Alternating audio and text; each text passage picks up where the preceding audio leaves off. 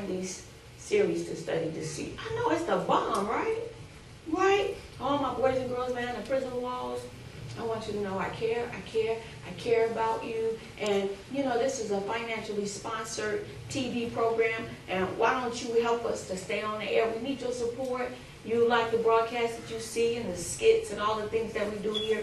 Then why don't you invest in our ministry? And, you know, when people are really involved in something, they put their money in it. Yes, they do. Yeah, oh, yes, they do. Amen. Sometimes we walk in the house and I say, hey, daddy, hey, daddy, hey, daddy, what's going on? You know what he said? Now, my daddy is my landlord. Can I just tell y'all, come on, let's keep it real. What is his response to me? Ain't nothing going on but the rent. Ain't that landlord talk? Amen. Come on, don't play with me. That's right. Right? So if you believe in what we're doing here, why don't you support us here at the Passion for Christ Ministries at P.O. Box 498, 525 right here in Chicago, Illinois.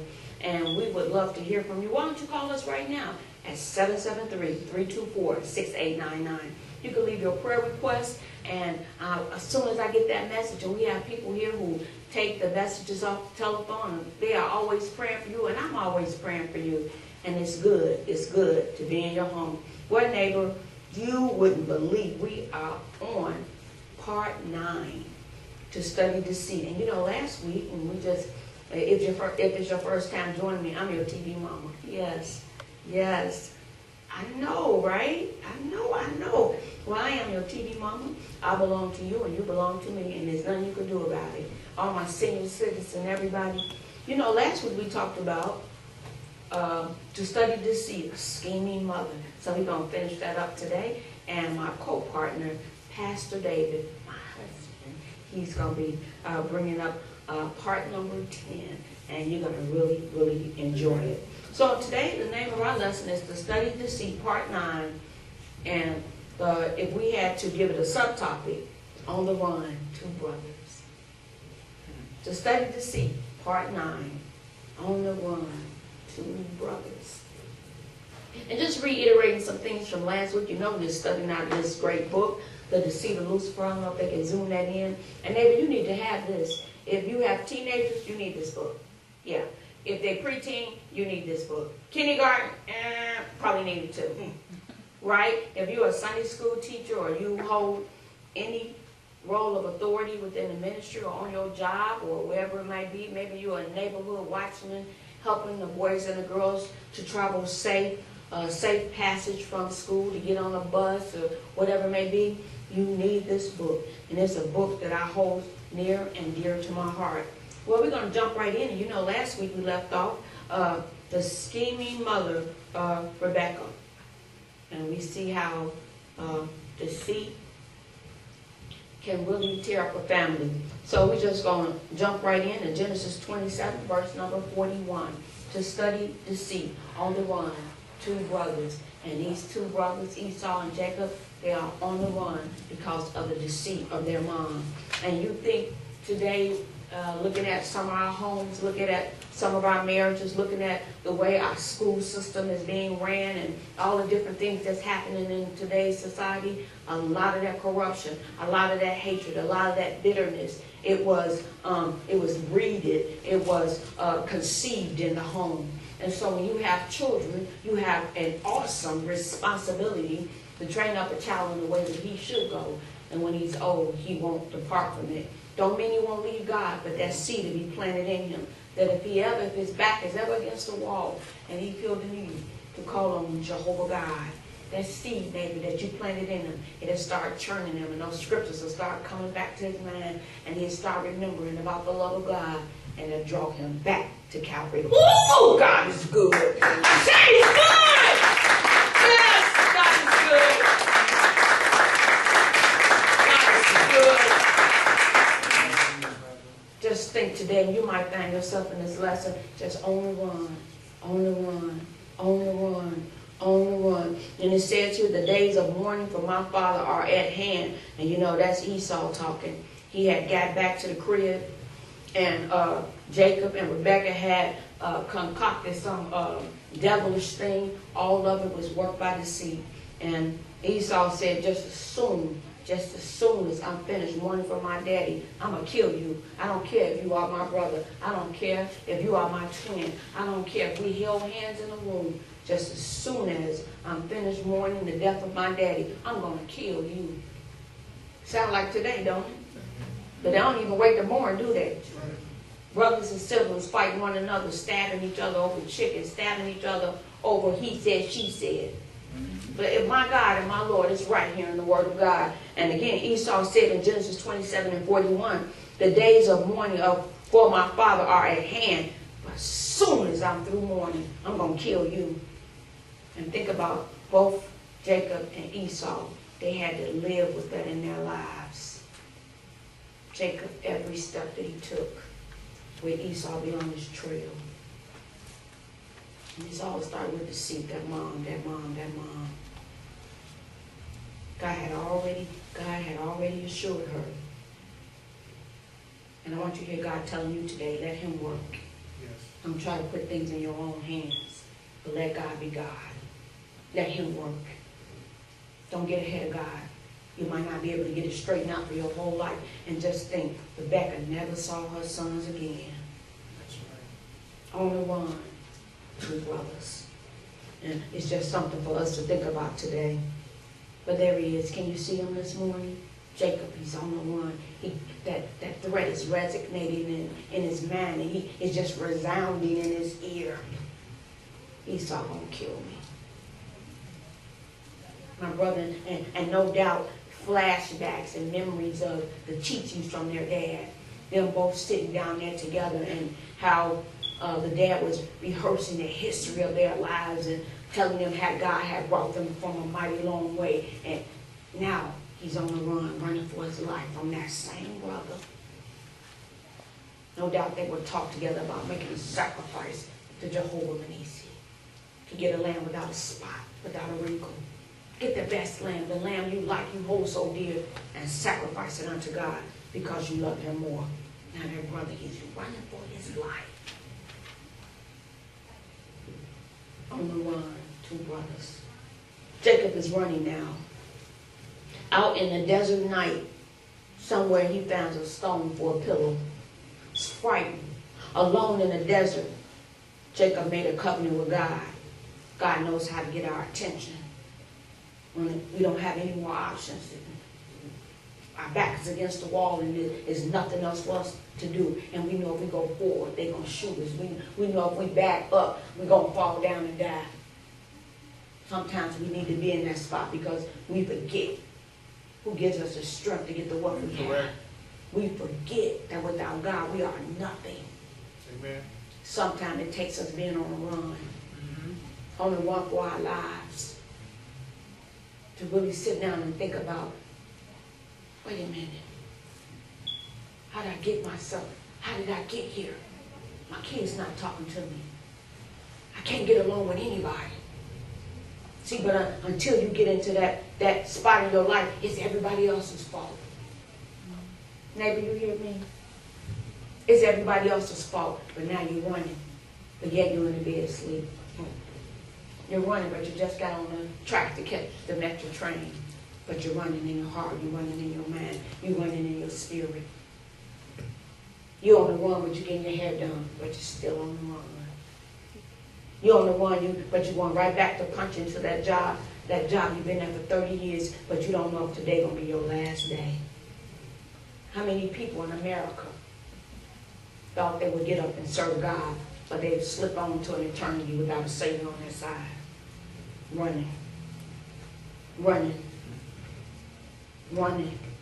Some of you sitting in this congregation, some of you watching me on TV today, you might be sitting down, you might be behind a prison cell, but you're running.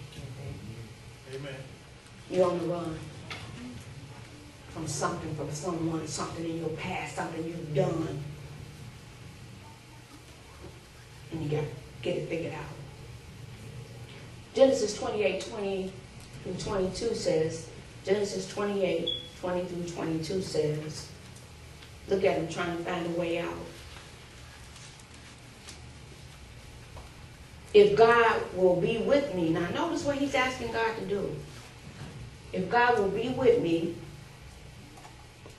and keep me in this way that I go, and will just feed me and clothe me. He wasn't asking for a Lincoln or a 2015 Impala.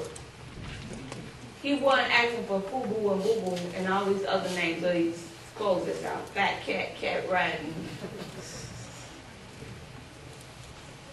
He said, if you just feed me and put some clothes on my back. Isn't that something for us to think about? When we ain't had no money, we ain't even care. Just give me something, man. Right. And then when the Lord moves for us, now we got to have name brand stuff. See? He said, if you would just give me bread to eat and raiment to put on, so that I come again to my Father's house. And what underline of your Bible's a workbook? How do you want to come back home? In peace. Then shall the Lord be my God, and this stone which I set for a pillar shall be God's house. And of all that thou shalt give me, I will surely give thee the tenth unto thee. Don't tell me he ain't know about tithing. Here it is. He said, on top of all of that, I'm going to give you some of my money. Now, you know people don't volunteer no money. Even when they owe it to you, they try to pay you back in piecemeal. Come on, somebody. You done loaned them 100 and they want to give you back 20 a week. And want you to forget about the last 10. Amen. Come on. But he's like, let me break through all of this. I need your help. Right. Right? Yeah. Jacob had been sent by his mother to her brother Laban's house. A brother who also was possessed by what? Seducing, deceiving spirits. So you got to keep this in mind. Jacob was seduced. That's something for us to think about today. He was seduced. And where did his mama send him to go to? To somebody else that was seduced. Rebekah repented in bitterness for the wrong counsel which she gave to Jacob, for it was the means of separating him from her forever. So what Rebekah told Jacob to do, her opinion, her advice, caused her not to see him ever again in her life. And people just say what they want to say, and I see, everybody prophesying.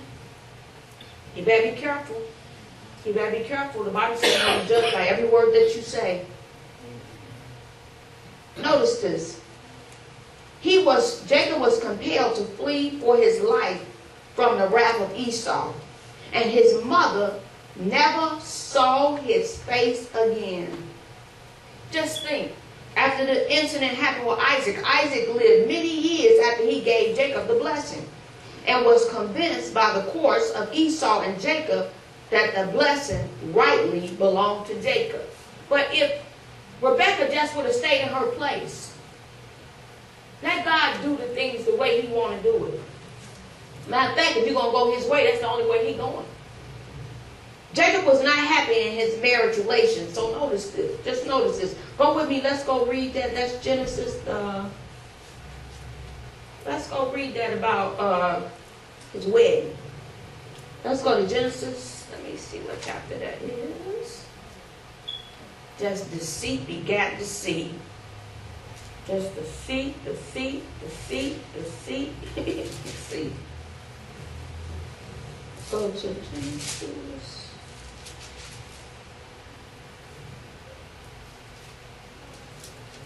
So if you start reading in Genesis chapter 30, you'll start reading the story about when, you can read it at your leisure, when Jacob came to Laban's house. He saw Laban's daughter.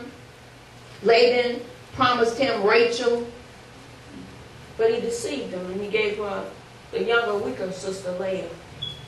So just think about that. Jacob was not happy in his marriage relation, although his wives were sisters. He formed a marriage contract with Laban for his daughter Rachel, whom he really loved. After after he served 7 years for Rachel, Laban deceived him and gave him Leah. So this is what I want you to see today. So just because the mom died, that deceit kept going on. This is important for us as parents. This is important for us as workers in the church. This is important for us who have influence in the lives of other people, and that's all of us. Amen. You don't have nothing to do with somebody doing something wrong. Nothing. You don't have nothing to do with a lady leaving her husband. Nothing. You have nothing to do with a man cheating on his wife, leaving his wife. You don't have to keep your mouth off people. Amen. Because even though you might move on in your life, that influence is still turning and turning in their life. And the result of it, you're going to have to pay for some of it. Notice this, even though the mom had that, here he is, he on the run. Years later, he make a contract with Laban. He worked for 7 years for the woman that moved his heart, but he didn't even get her.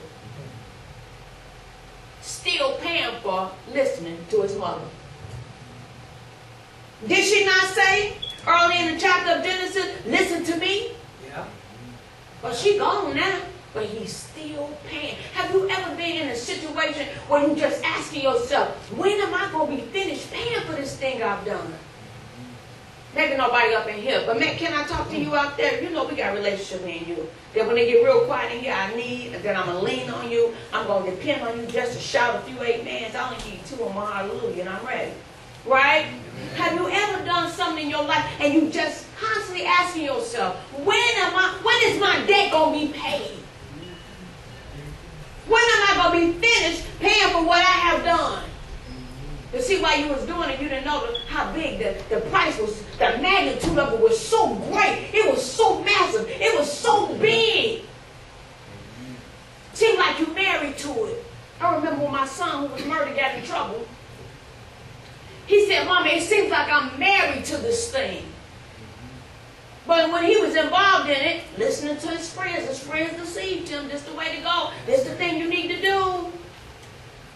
Fast money, quick money, easy. Man, it's easy money, G. But he's dead today. Listening to somebody else. That's right. Amen. Amen. So he worked for Laban. This is very important. You stand up for what's right no matter who it's against. Amen. You stand up for what's right no matter who it's against. Because you're the one, you're going to have to pay for it later on. Don't worry about you young people. Don't worry about trying to be accepted in the school. You know how fast high school is? It's quick. But you can make the wrong mistake and spend the rest of your life trying to unwind. Yes. Make good choices. Preserve your body. Preserve your youth. Don't let men all over you and handle you any kind of way. Don't let women all over you and handle you any kind of way. Take pride in yourself. Have something about yourself. Think highly of yourself, or else nobody will. Yes.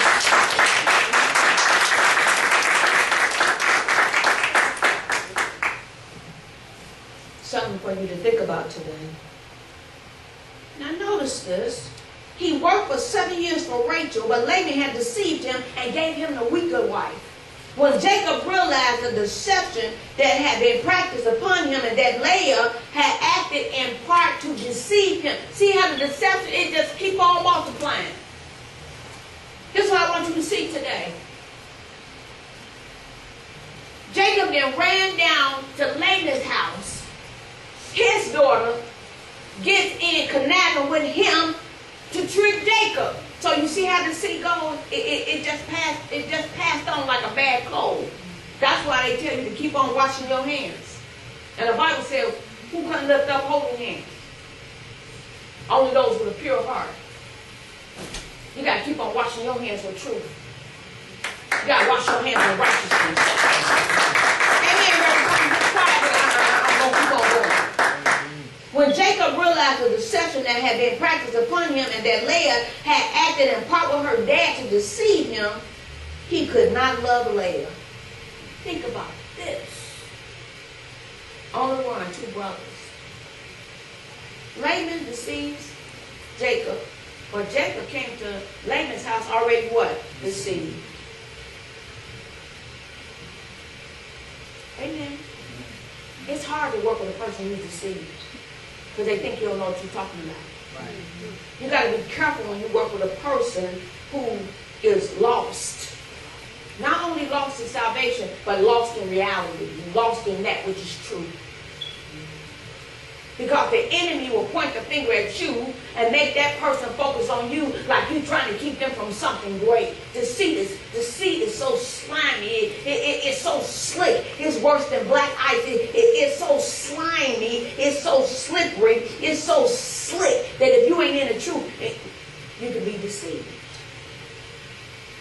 You got to live real close to God. Because the devil, he seeks to deceive you every day, every way, all day long. That's he want to deceive you, and he's going to deceive you by using your personality and your weaknesses. It says Leah was the weaker sister. She knew the history. She knew how things went. Amen. Amen. She knew that what? Rachel shouldn't have got married to him first. Right. She knew that. And so what did she think? Jacob looking pretty good there, Dad. And no doubt that Dad was talking deceit to her, just like some parents do today. You ain't got to tell your wife everything, son. Have you a separate bank account? Keep your old cell phone. Come on, preach, Reverend. That's it. You don't hear me. Come on now. Amen. Come on. Leah knew the rules. Leah knew the rules. Jacob walking around there winking his eye at Rachel all day. And you gonna dress up and continue her for one night of passion. And then for him to realize what you were a part of and then to hate you for the rest of your life. And if you go, come on somebody. Come on now, Look how this deception went on. Two brothers on the run. Look how it went on. She had baby after baby. Oh God, that wouldn't be like nobody watching me now. She had baby after baby after baby after baby. And every time she had a child, search the scriptures, she said, maybe my husband will love me now. Yeah. That's right. Do I got a Bible read up Come in on here? now. That's it, Reverend. That's right. Come on somebody. Come on. Don't Come play on. around. That's it. Come on, Reverend. Yep. Every time she had a baby, she said, maybe my husband will love me now. Right. I want to share something with you today. It's true. It's these two people I know. It's a man and a woman, a husband and a wife. And this happened probably about 25 years ago, maybe 30. Yeah, I know it looks good. Don't be tripping about it. It's all right. 25 or 30 years ago, I knew this couple. So the husband was in a previous relationship where he wasn't treating his wife right. And I can't say that the way she went about everything was right, but stay with me. It's going to make a little sense to you in a minute. It's going to make a little sense to you in a minute. The husband would antagonize the wife. He would talk down to her. You ain't no good. Nobody don't like you. Nobody don't love you. Don't nobody care about you. Day in and day out. Wouldn't help her with the children on a service day. Wouldn't help her around the house. But when he came out around his friends, he was just seemed like he was the most holiest man anybody knew. People who didn't really know him had the utmost respect for him, but they didn't know the truth. So finally the wife decides, I'm going to get rid of him. I'm going to leave him. Finally they get a divorce. Now notice it, I'm not saying everything that she did was right. I want you to listen to this today, it's important. So they get a divorce. The husband is so bitter, he's so angry that she can even think for herself. See, she wasn't as weak as he thought she was. She wasn't as timid as he thought she was. He used to say very derogatory things to her. I know this come on an intimate level, personal level. He would say all kind of bad things to her, mean things to her. This is the person you married, and all you hear all day is negativity. You mean I can't even make a bologna sandwich right? What do it take for 2 pieces of bread and a piece of bologna and put mayonnaise and or mustard? How can I mess that up? But when you hear it all day from a person who's supposed to care for you, don't tell me don't shake your opinion of yourself. Yes, it does. Come on, preach. I said it shakes your opinion about how you think about yourself. Someone you have once held close to your bosom. Somebody you said, this is the one going to be with me for all time. And then things start turning around. And you got to come out to work. You got to go up to the school where the kids are and just put on a happy face. Knowing the hell that you are experiencing at home. But she divorced the man. She divorced the man. She divorced the man. The husband was so bitter. He would come up to his former wife's house, bang on the door, cause all kind of trouble. Sometimes she would have to call the police on them and have them removed from the property. People that they knew together. He was passing out lies and rumors saying that she was all kind of stuff. But what he did was, he found him a prostitute who happened to favor the wife a little bit. Watch it. Now, when they was married, they tried to have children. Watch the seed. It was deep and slimy, slimy, slimy, slimy.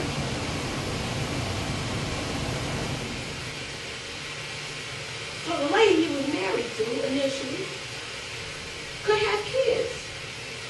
Had a couple of surgeries. They was like, you can't have no kids.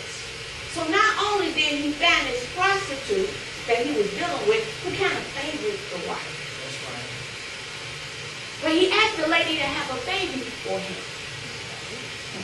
All of a sudden, here he come with his pregnant wife. They start showing up at places where the ex-wife was.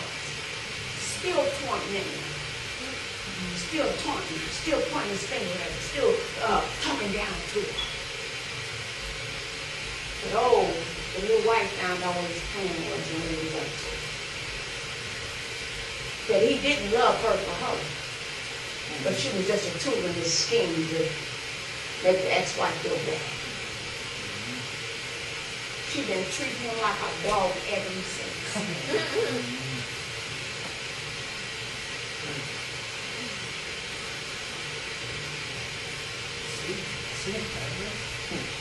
And see, he's so sick now. He can't do nothing but look. Can't raise his fist. Come on. This is God's heaven truth. I'm not making this up. That's right. He can't raise his fist. Almost that a couple of times. She come and go as she please. She got her boyfriends. Ain't even giving him a thought. See how it goes? See how it goes? He thought he was in control. Just like some of you. You think you're in control. That you can use people and talk down to people and treat them bad. It shows you when you took it. The word says, be not deceived, that God is not mocked. And whatever you sow,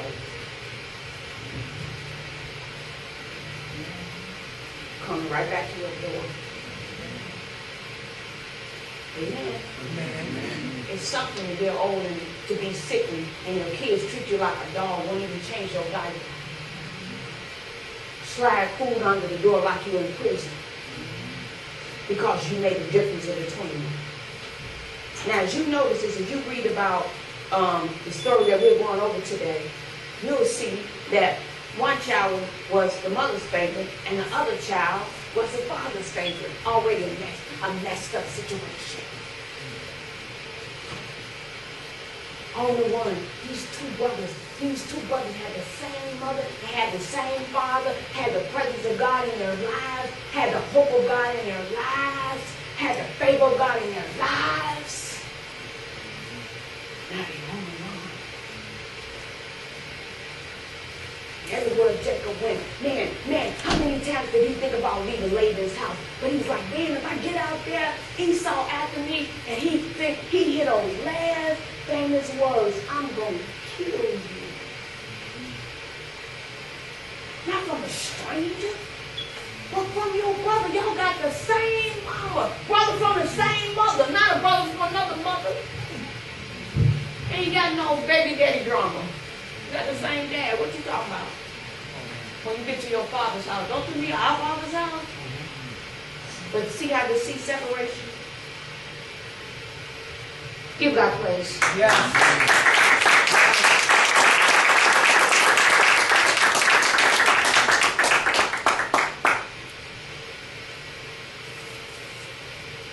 So Jacob works another 7 years, and he finally marries Rachel, who is the one he really wanted. Can you imagine how that household must have been? Yes, you can. Don't play with me. You ain't saying nothing, but you can imagine. Some of y'all have already killed Rachel off. Talking about how to get away with murder. Some of y'all done killed Leah. Y'all done put her in a closet with a stone over it.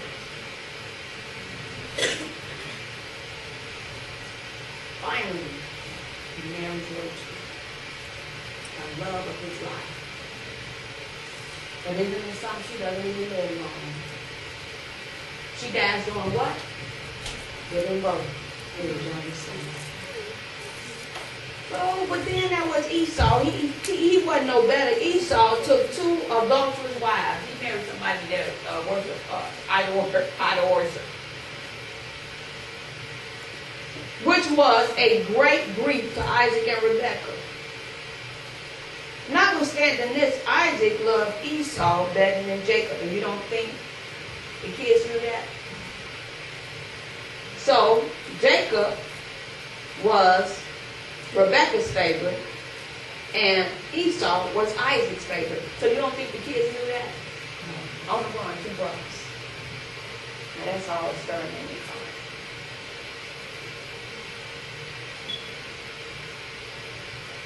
Your actions matter.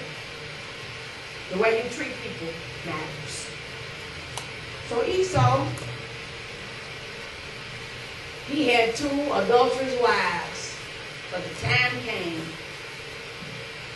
Jacob married Rachel, and it was time for him to move out of Laban's house. Something to think about. So here he is. He confronts Laban about the deceit. And Laban says, well, I just couldn't give you the younger daughter before the elder married. Like, don't you know the family rules? How could I get, Laban did give him Rachel, but Jacob had to serve him another 7 years. Some guys ain't got to wait 7 days. He just give it up on a one-night stand. You never see him again. They leave you with a present. They keep on giving. Lady, did I tell you about our relationship? This one of those moments because it's real quiet. Come on, man. You know how many one-night stands people have? Don't know nothing about this person. You take all your clothes off. You don't even know nothing about dude. You know how conscious people are about their feet. Down once you see their feet. And you got to think about the mental capacity of somebody who have a one-night stand. Come on, y'all know y'all, some of y'all, come on. Come on, you know your feet. Come on, don't play with me. Some of y'all still ain't been and got a pedicure. But you won't have a one-night stand. Never see the person again. Then you wonder why your body ain't right. Turn out you got HIV, chlamydia, trichomonas, gonorrhea, syphilis. A one-night stand. And you slept with all the people that person slept with. But you cool, you know you doing it, blowing it. It's your thing, you doing it any way you want to do it. Right? Some of y'all too young here, but some of y'all know that record. right? And now you left alone with HIV, with an STD. Which a lot of these STDs make you sterile. So maybe 5-10 years down the line, you meet Mr. Right, and you ain't got nothing to offer.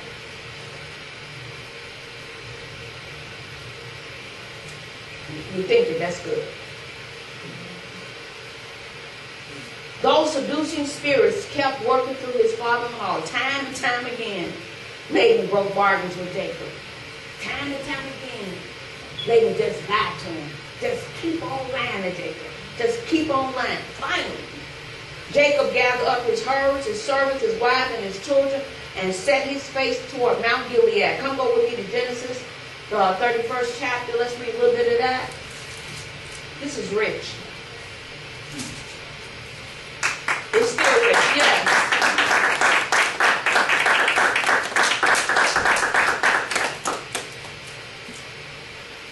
Let's start at verse 25. Then Laban overtook Jacob. Now Jacob had pitched his tent in the mount.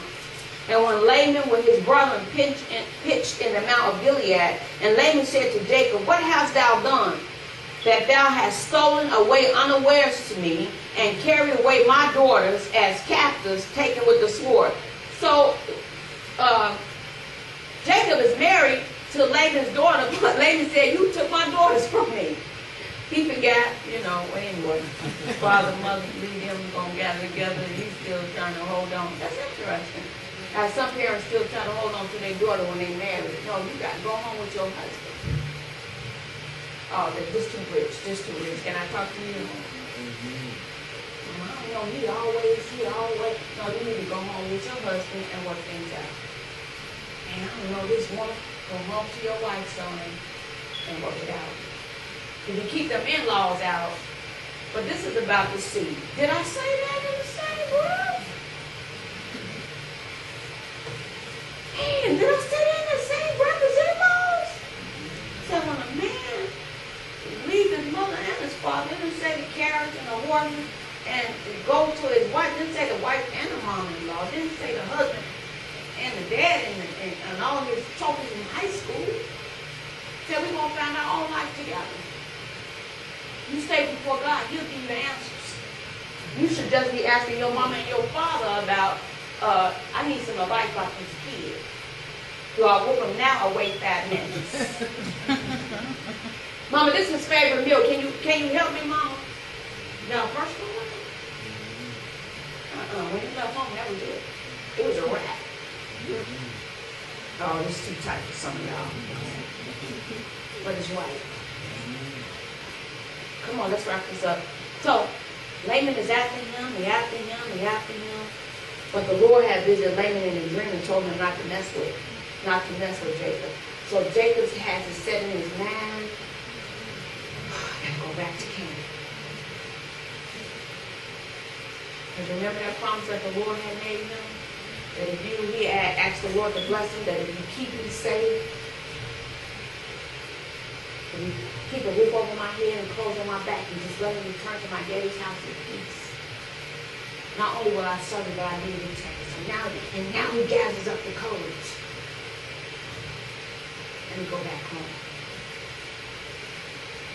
Because his mama's dead now. Never gonna see her again. He got this big caravan of family members. And Esau's still out there. Still out there waiting for an opportunity to cut his throat. Amen. It says, Jacob sent messengers before him to his brother Esau. They returned saying, we came to thy brother Esau, and also he coming to meet thee. Now on Genesis 32 and 6. Let's read that. That sounds so interesting. Let me pull up on this gadget. Hold on. You got the Bible on your phone? I know that's the greatest thing, ain't it? But make sure you get a good concordance too. Yeah. It's rich. It's good. What? You don't know how to use it. You need to catch up with the times. Right? So let's go to Genesis 32. I just got to read this to you. Starting at verse number 1. And Jacob went on his way, and the angels of God met him. And when Jacob saw him, he said, this is God's host. And he called the name of that place Mahanaim. And Jacob sent messengers before him to Esau his brother unto the land of Shur, the country of Edmon. Notice that he's trying to get it all set up now. I'm going back home. Oh, you know, I got to go through my brother's office. I'm trying to see if have things changed. Do he still hate me? And his whole life, 20-some years, he lived like this. 20-some years he lived like this. And it's all started with the mama. This is what I'm trying to get you to see. Mama dead in the ground, bones, all that. But the kids still living with the residue of her deceit. To study deceit. Only one, two brothers. You see what I'm trying to tell you today? You be careful how you lead people. You be careful what you tell people. You don't want to be involved with somebody. Don't play around with people's feelings because people are crazy. Yep, that's right. Did I say that? That's right. Don't be promising some man something because he got a calculator in his heart. And he adding it all up. Don't be playing around with these women. Because Eve is their mama.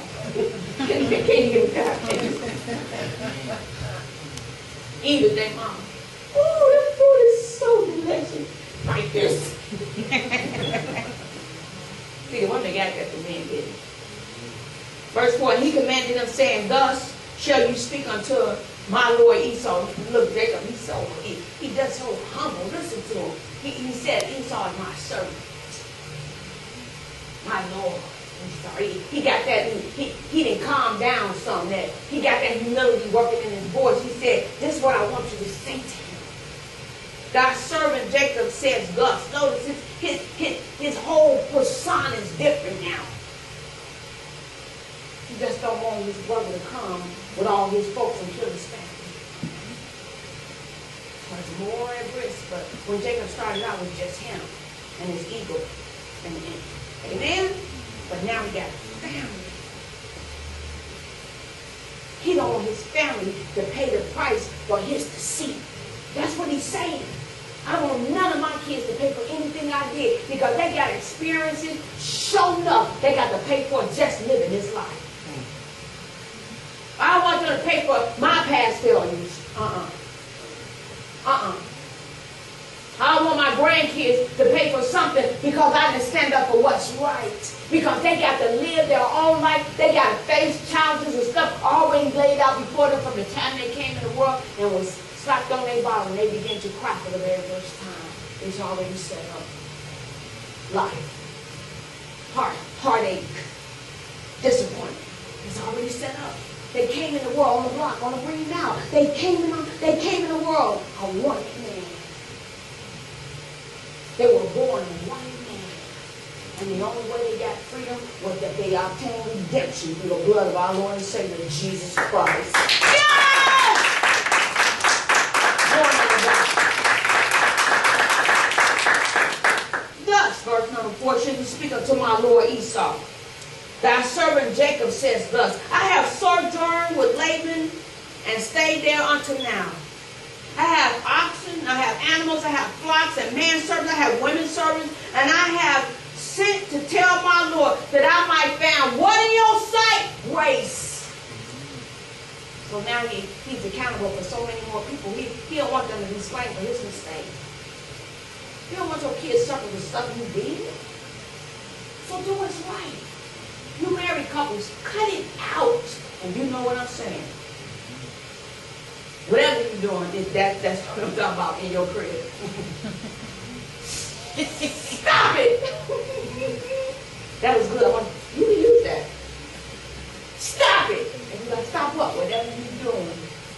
Cut it out. Stop it!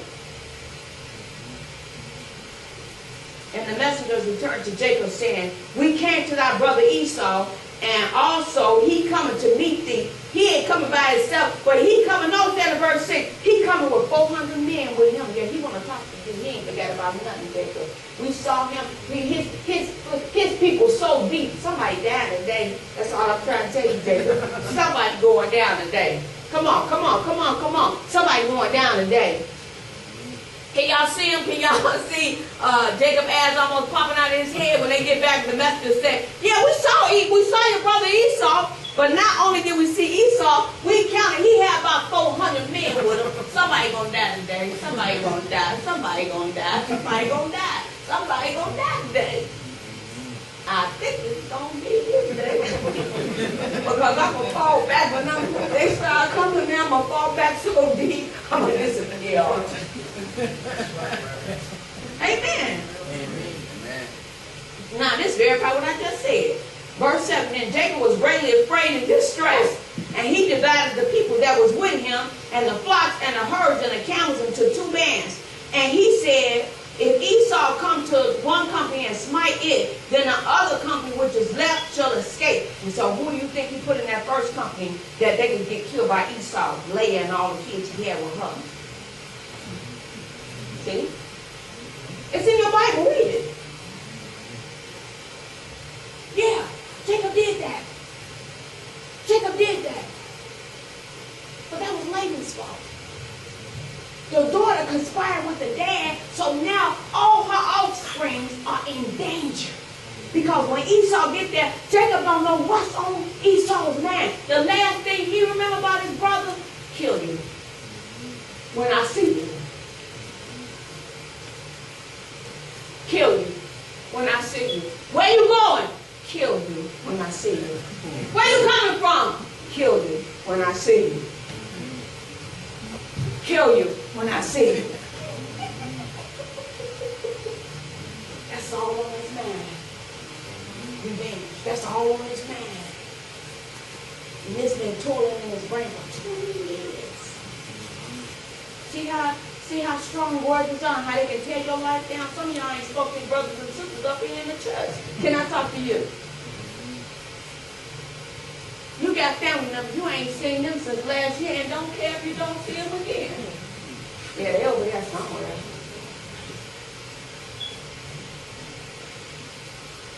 Verse 9, Jacob said, oh God, my father Abraham. He called him Abraham, Isaac, and Jacob. Oh, he's Jacob, right?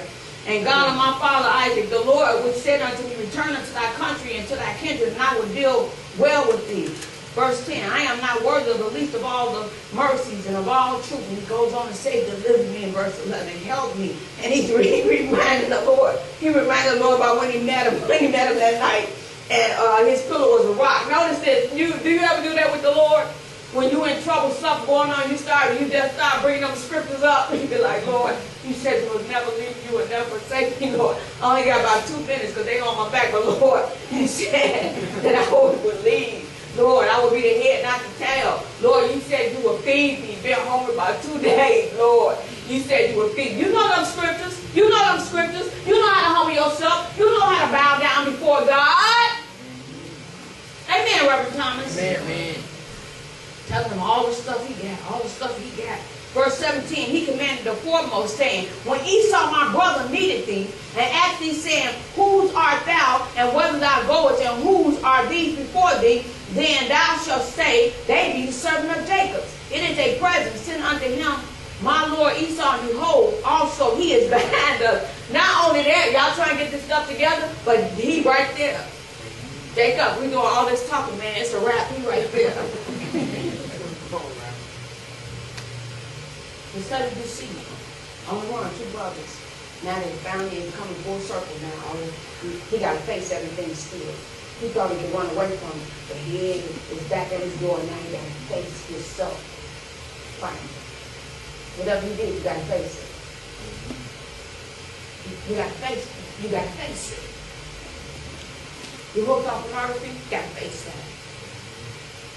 You don't know how to show love, you got to face it. You needy, hypersensitive, you got to face it. Always blaming other people, you got to face that. You got to face that. Ain't no putting it under the rug and put it out of your mind. Where do you think split personalities came from? Trying to act like it don't exist. That problem, that hurt, that burden, that suffering, that molestation, that incest, that abuse, trying to act like that it don't exist. That's where split personalities come from. The brain is so powerful and it's so strong. Some traumatic event that has happened in your life that you have not been able to cope with, that you have not been able to process, causes your mind to develop another character. Look it up. Yeah. Look it up. Not facing life. not facing life.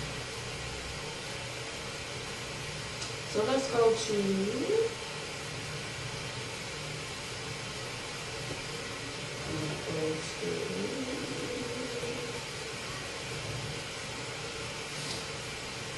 you can read this in your leisure in the 32nd chapter. It talks about when Jacob finally met his brother Esau. O God of my father Abraham, and God of my father Isaac, the Lord was said unto me, return unto thy country. Jacob was trying to reason with the Lord now, and to thy kindred. I will deal well with thee. He's just trying to hold on to the promise of God. Deliver me, I pray thee, from the hand of my brother. What Jacob did not know was that God had gotten a hold of the heart of his brother Esau. Esau wasn't coming for war. He no longer had a vengeful spirit. But Esau had changed. When he saw his brother, the Bible lets us know that they came in race and they wept on each other's shoulders. So nobody died that day. On the run, two brothers. When he saw Esau, he didn't know what to do. He couldn't run, he couldn't hide. But the Lord had changed the heart of Esau. He had forgiven him. And Esau greeted Jacob with arms open wide. The mother was not there to see her kids embrace. She wasn't here to see the reconciliation. She wasn't here to see the wonderful reunion that took 20-something years. 20-something years of each son wondering how the other one was. 20 years of wondering, does he still hate me today? 20 years of wondering, Lord, this weight is so much, I can't bear it alone. What I've done, what I've said, how I have mistreated people. 20 years, 20 years. Does he still hate me? Does she still hate me? But God is the God of love. Neighbor had their time to study deceit on the one and two brothers. Started with their mom. And as you go on and study the life of Jacob and study the life of Esau, they both paid tremendously for what they did. They paid tremendously for what they did. But to God be the glory for what he has done for us. Mercy and grace. You got a family member. There's no such thing as sweeping it under the rug. Incest. How in the world can you sweep incest under the rug? Molestation. Being hated by a parent. Being hated by a sibling. You can't sweep it under the rug. But I heard the word of God say that when your mother and your father forsake you, then I'm going to take you up. Come unto me, all ye that are laden, all ye that have such a heavy burden, and I will give you rest. Though your sins be as scarlet, I can make you white as snow. I love you. I love you today, neighbor. And I'll be praying for you. I'll be praying for you. I care about what you're going through. God bless you. And I'll see you next time.